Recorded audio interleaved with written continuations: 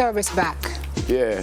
say Jamaicans. There's a renewed call for the rail service, Jamaica's rail service, to complement our existing transportation system. This time the call is coming from the CEO of the Jamaica Railway Corporation, Mr. Fitzroy Williams, who addressed the Public Administration and Appropriations Committee recently. He said rail is still the most viable land transport system. We have 172 years of experience in operating railways. The country needs to consider the saving, not only to passengers, but also a system that can be operated at approximately 20 times less in terms of the cost of transportation. Do they still have the rails themselves? Yeah, the rails are still there. The rails are still there. You drive over a train line every day. Because sometimes you pass, you just see a bush and stuff. But all you have to do is debush in the areas where the bushes are, and put the trains back on the rails. Yeah, but apparently the bauxite trains and stuff still run. Yeah. It'd be nice though. It'd be neat to take a train from Kingston to Montego Bay. I think so. A lot of people would rather jump on the train than have to haggle with It'd be nice. what they have to haggle with on the buses and the robot taxis. So. All right. What's Let me this? see. What is water? Dream cars. Yeah. 15 car designs that changed the industry. I don't know what does this have to do with that? Or this is something different. Perhaps. He said the serious challenge has been how to properly link Kingston with the rest of the current minuscule service the JRC has been providing. Jamaica Railway Corporation is a statutory body established under the Jamaica Corporation Act in 1960, which has sole responsibility for the operation of rail services in Jamaica. I think it would be a good thing to bring so we're going to start back at one point and then we pulled back again. But it would certainly be. It was in 1992 October the government took the decision to suspend train services and started to privatize the rail services due to the inability to generate adequate revenue to fund operational costs. But as Sim just said, it should be cheaper. All right. Next one. Well, the JLP has commissioned a poll in Southeast St. Mary, and it says it shows Dr. Dunn 15 points ahead of Dr. Alexis. This was published yesterday. The JLP said the poll was conducted on Monday and Tuesday of this week by Caribbean Development Strategies. Sample size of 1,700 voters from the constituency, margin of error, plus or minus 5 percentage points. The JLP poll said that the majority of voters prefer their candidate to be, or prefer their candidate to be, of Jamaican citizenship.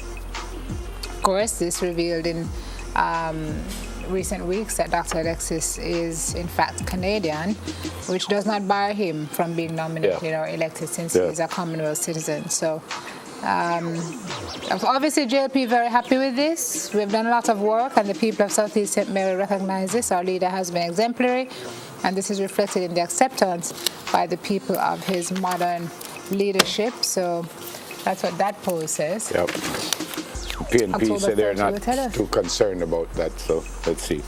Okay. Jeopardy winner takes home $1 after blowing the final question. I think it's the second time, or is it the first time? First time, I think. First time.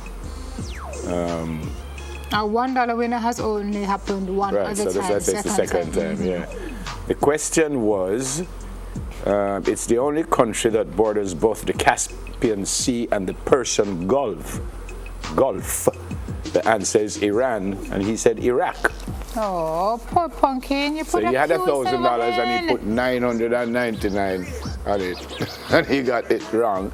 But he won because the other two got it wrong too. Yeah, a dollar beats a zero any day. Yeah. You know, it's like Leffel always says, all you need is that 1 second if you're over the line. By that 1 second in track and field, a win is a win. Is a win. Is a win is a win. So if you did even bet 50 cents more, you would have still win. Not a problem. So there you go. One day we should do our own Jeopardy here on the set. Some of them questions they are doing, you know. No, where they would tailor it for us, obviously, so that like 2 plus 3 and stuff. That leaves you with $1. He put down, what is Azerbaijan? And you were right to raise your hands that way because that's incorrect. It'll cost you everything. You dropped to 0. Look at Manny's reaction. Uh-oh. She wrote down, what is Tibet? The lieutenant was close when he said Iraq. The correct response is Iran. So your wager, Fran, is very important. Everything. You risked and lost it all. And Manny, congratulations. You win the game with $1. The smallest win in many, many, many years. And you now have a 3-day total of $42,799. Whoops, indeed. All right, he'll be back tomorrow. Join us then, we hope. Yeah, but him still win 42,000. Yeah. I didn't think it's win nothing. yeah, I didn't think it's just the dollar him didn't get totally. But him still, no. and him coming back too. If you have $12,300, you couldn't just make 12. You see, greed is not a good thing. 12,300?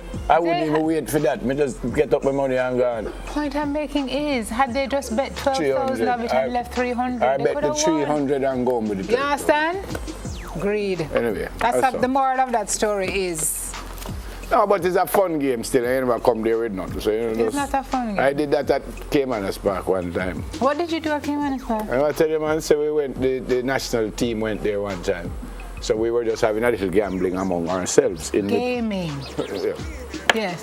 So we just, everybody just put out like $100. We just pick a horse. We just look and say, me like number 7. Well, the last race, I am ahead by 7,800 or something. So, seriously.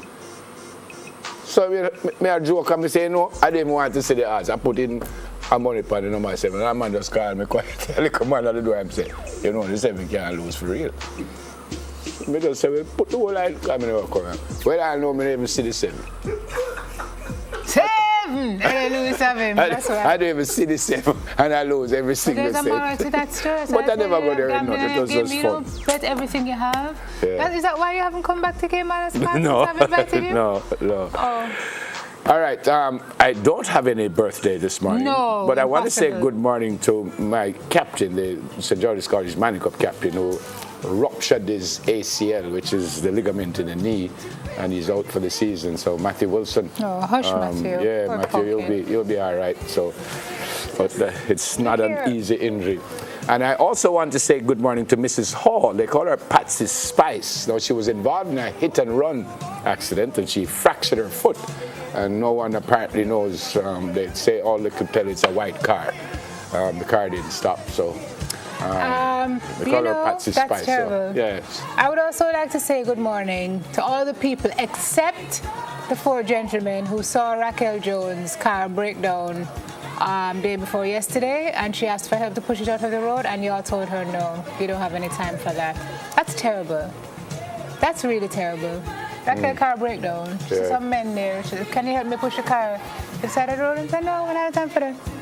And I just sat and watched her. Yeah. All right. Well, Okay. Shame. we need to do better. So, Of course. Mrs. Hall, have a great day today. Hope that the foot will be fully recovered very quickly. And Matthew, you know, I love you plenty. And you'll be fine.